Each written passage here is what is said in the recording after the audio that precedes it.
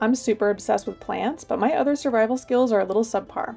So I went to visit my friend Jazmen who teaches wilderness skills and outdoor literacy at her school, Northwest Natura in Bellingham, to get a one-on-one firemaking lesson. Normally, my Eagle Scout search and rescue husband handles this kind of thing, so I'm hoping to impress him with my new skills. Come along and learn with me as we go through the entire firemaking process from start to finish, and probably giggle a little bit along the way. This is another installment of the Hands-on Plants series where I visit the nerdiest people I can find and get them to teach me things. Let's get to it. I've been tasked of finding all of the fire things that I will have to use to make this fire that we're about to make. Things that have a lot of surface area and are thin and wispy. So here is mostly hemlock twigs. I call them twiggies, and I'll probably be using that word all day. You find hemlock twiggies that have kind of hair-like wood pieces. This is going to light up really nicely when you first start your fire and it's still a cold fire. This will help warm it up. You can find shredded bark. This is cottonwood bark. Cedar bark also works, and I only take cedar bark from dead or downed cedars, or if it's already on the ground and it's not wet. So stuff like this will be put on our tiny flame and then it'll grow. Then we can put kindling on top of that. So this step is really important for getting the heat that we need for the big fire. Things like this, when it's late summer, this is okay to gather twigs from stuff that's on the ground. But if it was winter or fall when it's really rainy, even stuff that's suspended like this, if it's this close to mossy ground, can be really humid and wet inside. So what we're looking for is dead standing or dry hanging wood. Yeah, these feel really dry. They snap.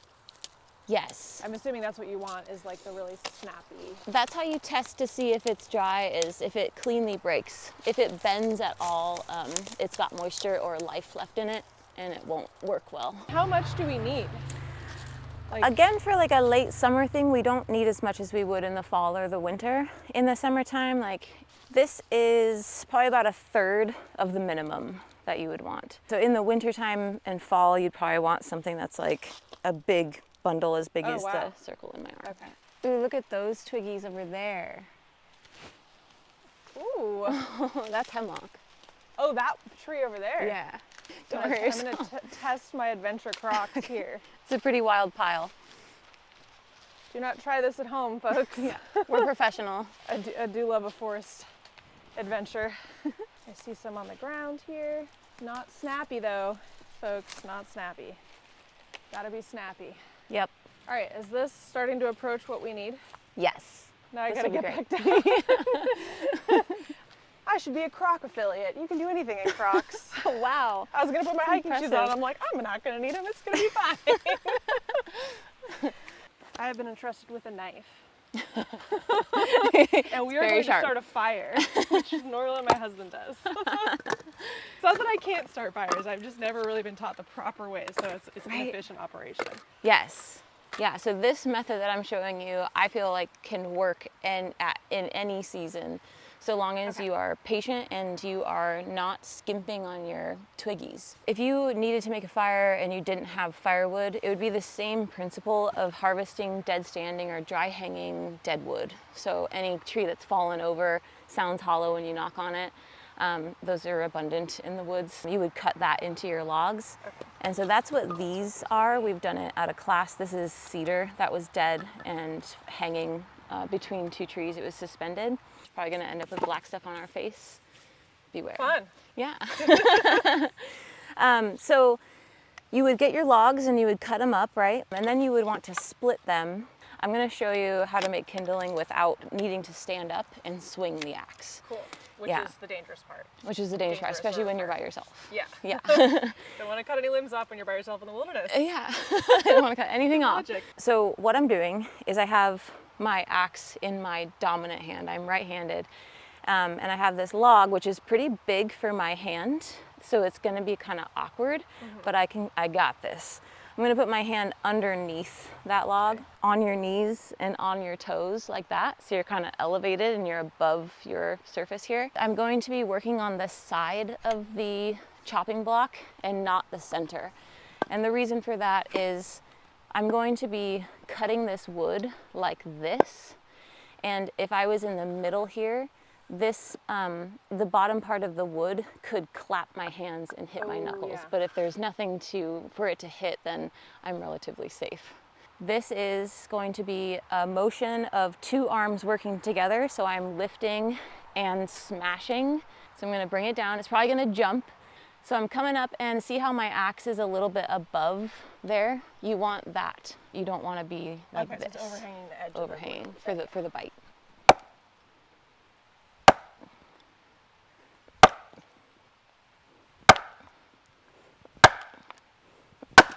Like that. Got it. Got it. And now I can keep doing this. How cool. Isn't that sweet? When it doesn't like cleanly break like that, all you got to do is crank your arm away and it falls apart.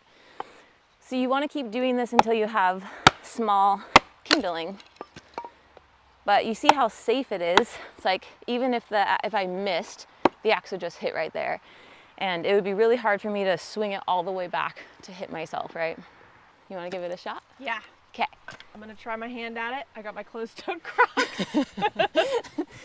Safety first. Okay, so we're going to put it in the middle of here, and then we're gonna bang it on the end. Oh yeah, it does kind of hurt your hand a little bit. A little bit. Yeah, this is definitely harder than it looks, y'all. I got this. Y'all got this. There it is. Yeah. Oh. You can. Oh, I lost it. Oh. I had it. Okay. You know what I'm gonna do? Yeah. Is get you the sharper hatchet.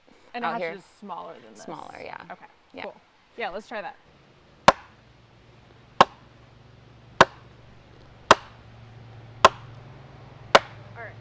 Most of the way through, so can I? Yeah. There it is. Oh, I did it. Awesome. Okay. Do I need this smaller than this? Yes. Okay, so we're gonna do another one on this guy then. Yeah.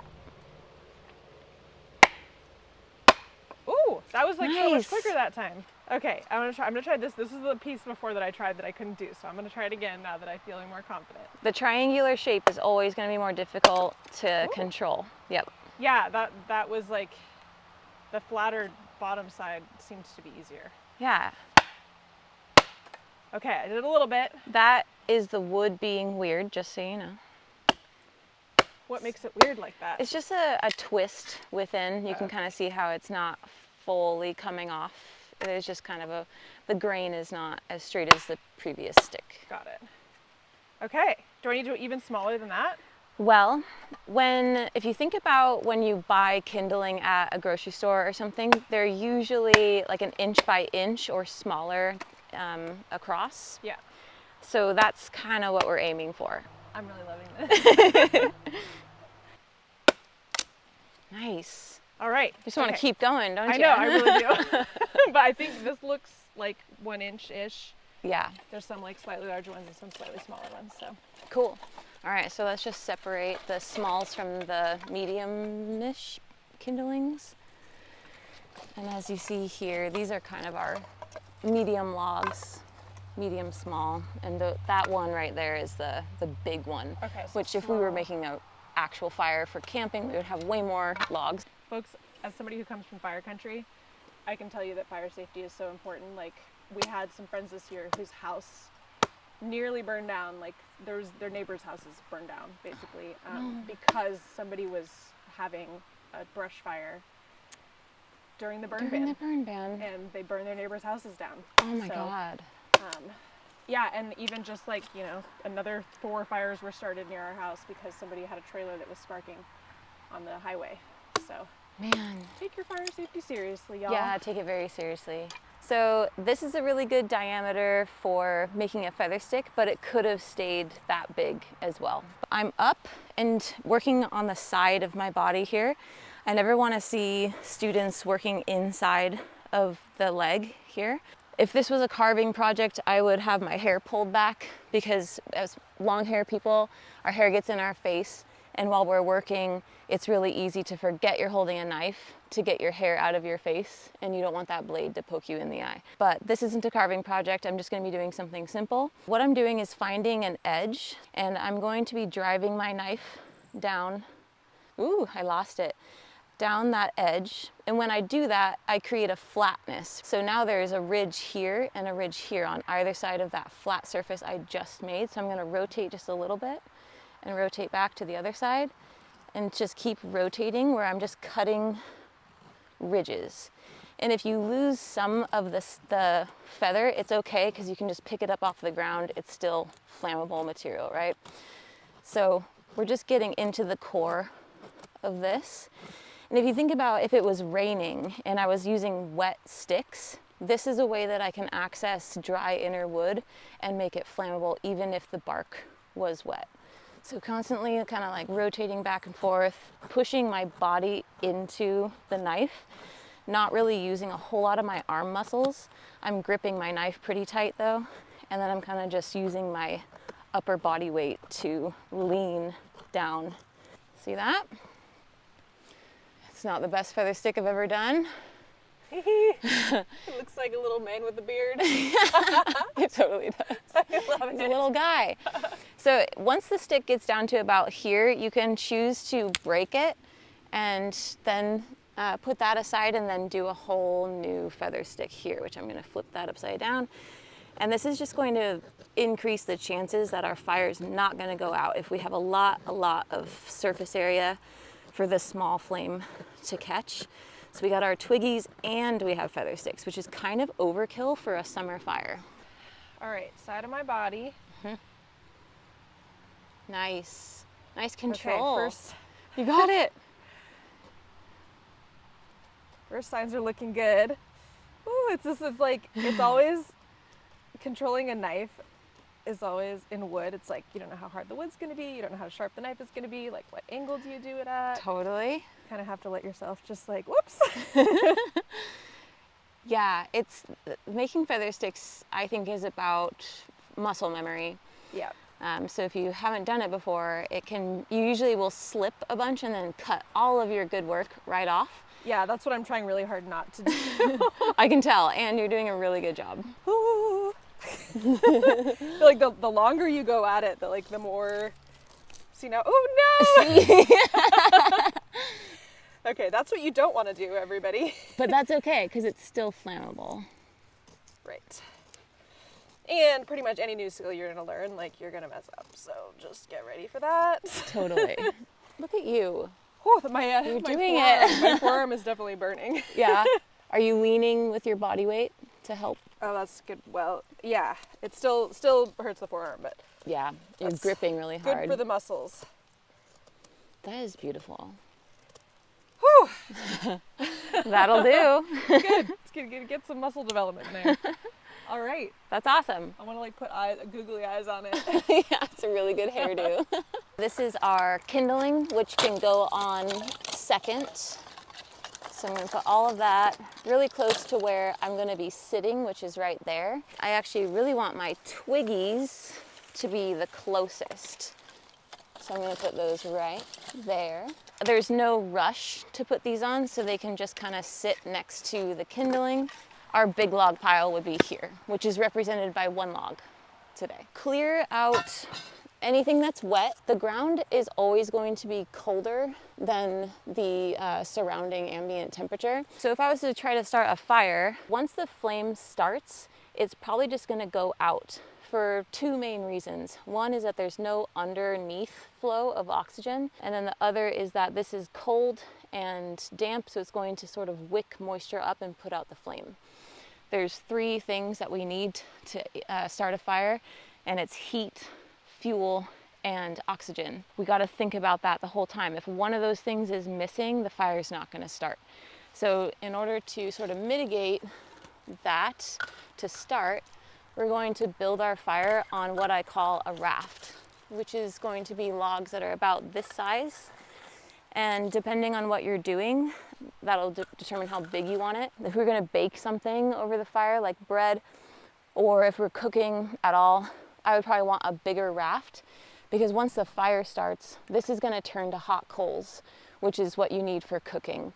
But if I was really soaking wet and hypothermic, I would also want a large raft, because coals is where the heat's at, and that'll be what can dry me out faster and get me warmer faster. Other than that though, the raft is to lift your fire up off the ground and have this undercurrent of oxygen. It's also fuel, and it's also heat. It's relatively warmer than the ground. So always build your fire on top of a raft, no matter where you are or what season it is. And I guarantee you will have better luck starting the actual fire. The fire pit is ready. That's all I needed to do. So now we're going to build a nest, because today we're using a flint and steel method to start a fire. So we don't have a lighter, and we're not going to use a ferro rod. We're going to use a piece of steel and a piece of flint to create a spark, to then blow into a flame using some kind of bark, grass, lichen, etc. With your flint piece, you need to use the sharpest edge that's available, and with continued use of flint, they start to get rounded, which is just a little bit harder to get a spark to fly off. So what's happening here is the sharp edge of this glass-like rock is going to be shearing off steel from this handheld tool. So the flint isn't making the fire, it's really the steel, if you want to think of it like that. So what I'm going to do is find the sharpest edge, and I can flip it upside down. I could even break this to create a shard that's sharper. So what I'm doing is taking in my dominant hand the steel, and I'm going to be striking in sort of this arcing motion. I'm going to be hitting it pretty hard, but I'm going to be constantly thinking about, I just want to like shear off like tiny pieces, right? So hitting it with finesse. So those are the sparks. They're really cold, so it's not super easy to get things to light with those sparks. So it's really hard to light just natural materials that you find in the forest. So what we do is we make char cloth. What it is cotton. We have a piece of towel in here, and we have a bit of, more towel. And then these are scraps of probably a t-shirt. All it is like I cut up a piece of towel and I stuffed it in this tin. I closed it. There's a hole in the top that acts like a chimney and a timer. I put this in a pre-existing fire. There's this process called pyrolysis where all of the gases from the cotton will escape through this hole and leave nothing but carbon behind. So carbon is super hydrophobic and also very flammable. So one spark that lands on this towel char cloth will turn into a glowing ember that I can then blow into a bigger ember and then transfer to fluffy material like cedar bark.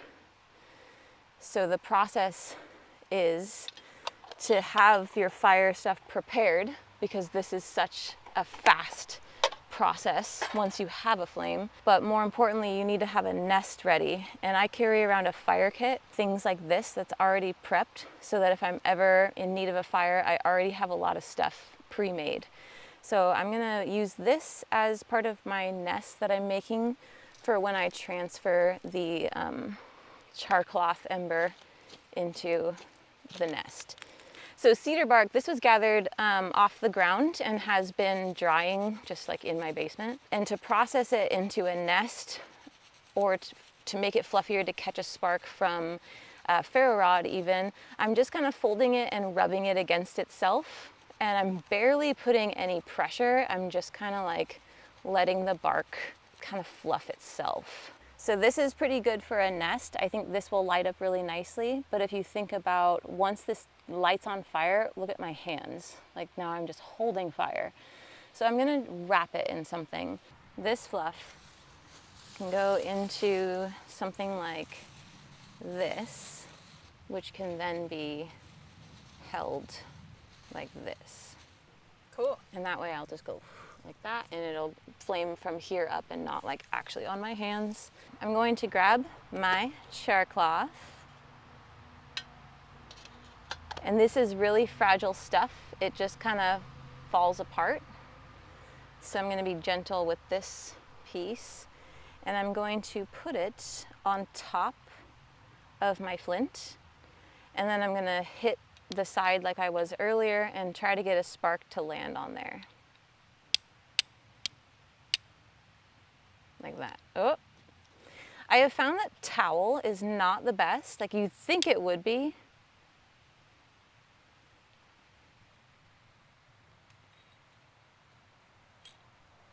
There's the ember. I'm going to put that ember right into the fluff and sort of cover it. And blow.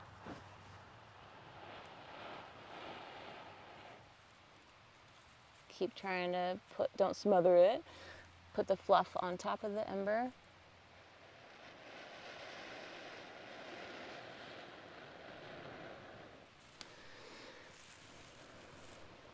All right. Put that down, and I don't want to waste this heat. So what I'm going to do is put more fluffy stuff on there, and then I'm going to take a feather stick and put those on there, increasing heat. Then I'm going to put a ton of twiggies on, and it looks like I'm kind of smothering it, but remember there is oxygen underneath the fire. And now I'm just going to kind of load some small kindling on. Once I hear crackling, I can then add some small to medium logs. If it was wintertime, I would put a ton of those twigs on and a ton of kindling on and really try to capture all this heat. So I'm waiting for crackles. There's one. There we go. And so now we can put on some larger logs. Just like that. And we have a fire. That was so quick. So quick. So that's why it's really nice to have everything prepared, right? So I'm not scrambling. I know all of my steps and it's right next to where I am. So it's your turn now. Oh boy. Oh boy. So you were kind of like, it definitely does get some. Am I doing it right? Like, You are, yes. it just takes time. Yes. I'm getting a lot on my pants, so Yes. that seems like a good sign. It's Definitely. You are flammable It's like now. being shed on by a cat. Yeah. And go for like 10 more seconds. These are my tools that I got. All right, if I make a little that's fish beautiful. like that, does that work? Yes. Little fish pattern. Really pretty. And is a big piece, little piece? When you're first starting, it's sometimes nice to use a bigger piece. Okay. And so there's kind of like the rounded Yeah. method, and we're holding this together. We got to do the sharp edge. Don't hit your fingers. Just cut a piece of my char cloth off. All right, I'm not seeing any things, which means that probably. Ooh.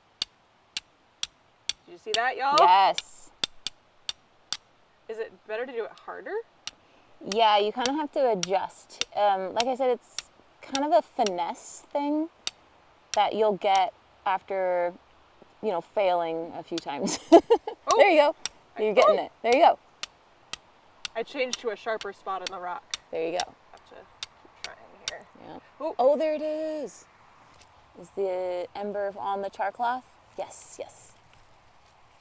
Oh boy. Now wrap the fluffiest bits around that ember. Try to transfer that heat. Not giving up, y'all. Not giving up, y'all. Not giving up. Nope. There it is. Oh, I think we're gonna do it. We're gonna get it. Oh my gosh! Oh my God, you did it. And then squish those logs together before you set it down. Yeah. Nice little wrap. Mm-hmm. All right, it's right. catching. Now I would move the tinder so that it keeps burning. See how it might go out? Move this. Just kind of open it up a little bit. Blow, blow, blow. Okay, feather sticks. Oh, feather sticks. This is like feels like such a high pressure scenario. Oh my gosh. Twiggies immediately. Okay, twigs. Really All of glad it's them, not all like of them. January. Oh, all of them. Okay. Yep, so that's where all the heat is coming from. And now put on some kindling. Pyramiding it, is that? I love pyramids. Okay. Yeah, sometimes I go flat, sometimes I go pyramid. And then if we were going to build this into a regular fire, when would you put these guys on? As soon as you hear the cedar crackling like regularly, that means that the wood is on fire. Okay. Yep, and then that means that it's hot enough to light bigger stuff, which Okay. is our kindling is the big stuff right now. So, like now. yeah, all that crackling, yeah, that's the perfect time to add the medium smalls. Good job. Cool! It's beautiful. Oh my gosh, I've never done that before. That was so cool. That was so cool. You did it so fast. I I am so proud of myself for using a hatchet and a flint and steel. It was so wild. Good luck with your fires, and thank you so much for watching. I hope you'll support me in my dream to finally own property so I can put all my plant besties to make the most useful garden this world has ever seen. To support me, you can buy my books, support my Patreon, and like and subscribe. Speaking of which, exciting announcement, I have a new book coming out in fall 2026, Winter Twigs of the Pacific Northwest. Here's the cover, which I just got from my publisher. You will find Jazmen's website and socials in the description. There are some other cool videos in this ongoing series as well. I've linked the playlist to the end of this video.